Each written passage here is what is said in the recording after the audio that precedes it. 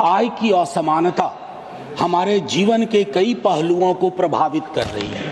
प्रभु वर्ग की आय में बेतहाशा बढ़ोतरी हुई है, लेकिन उसके अनुपात अगर आप देखें तो एक जो सामान्य हाशिए के समूह है या जो हमारा वर्किंग क्लास है, उसकी आय में लगातार इस प्रकार की गिरावट देखी जा रही है जो चिंता का विषय है। आय के असमान वितरण का स्वास्थ्य जैसे विषयों पर भी असर पड़ता है, शिक्षा पर असर पड़ता है। कठोर और तात्कालिक फैसले नहीं लिए तो हम एक ज्वालामुखी के ढेर पर बैठे हुए हैं। That the operation of the economic system does not result in the concentration of wealth and means of production to the common detriment.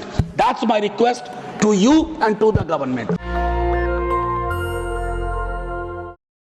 कि माननीय वित्त मंत्री भी हमारे समक्ष मौजूद हैं।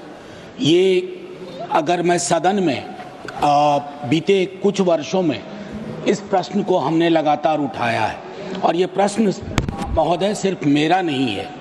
आय की असमानता हमारे जीवन के कई पहलुओं को प्रभावित कर रही है।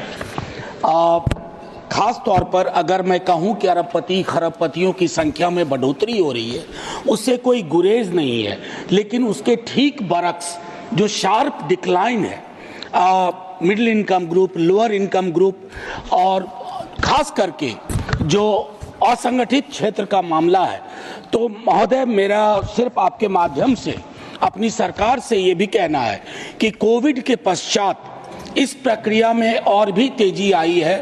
आय के असमान वितरण के प्रश्न पर एक जो शेप है इकोनॉमी का, उसमें एक प्रभु वर्ग जिसे हम एलीट कहते हैं, प्रभु वर्ग की आय में बेतहाशा बढ़ोतरी हुई है, लेकिन उसके अनुपात अगर आप देखें तो एक जो सामान्य हाशिए के समूह है या जो हमारा वर्किंग क्लास है, उसकी आय में लगातार इस प्रकार की गिरावट देखी जा रही है जो चिंता का विषय है।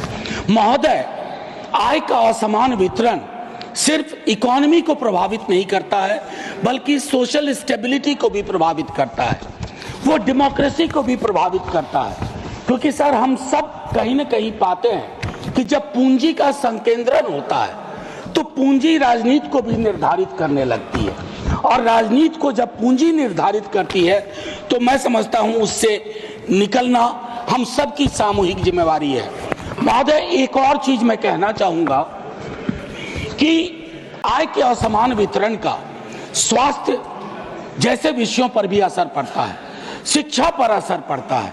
मैं आगाह करता रहा हूं सदन को सर, माननीय सभापति महोदय, कि अगर हमने इसके लिए कठोर और तात्कालिक फैसले नहीं लिए तो हम एक ज्वालामुखी के ढेर पर बैठे हुए हैं। आखिर में मैं कहूंगा कि आर्टिकल 38 और 39 को, खास करके 39 clause C, that the operation of the economic system does not result in the concentration of wealth and means of production to the common detriment.